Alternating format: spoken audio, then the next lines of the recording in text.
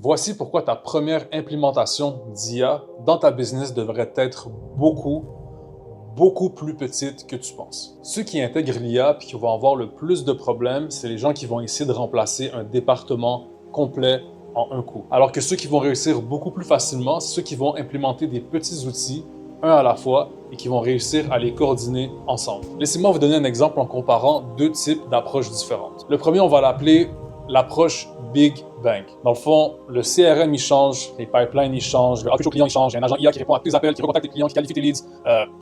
Genre, toute l'affaire, right? Mais l'autre côté de la médaille, c'est qu'il y a beaucoup de problèmes parce que vous avez essayé de tout faire en même temps. Puis en plus de ça, les employés ne savent pas encore comment l'utiliser, puis pas encore comment le leverage de la bonne façon. Maintenant, on va regarder l'autre philosophie, la petite approche, une petite automatisation qui va rentrer dans le système de travail que vous avez déjà établi. Un truc tout simple, on va dire extraire les données d'un fichier PDF et les numériser dans un fichier Excel.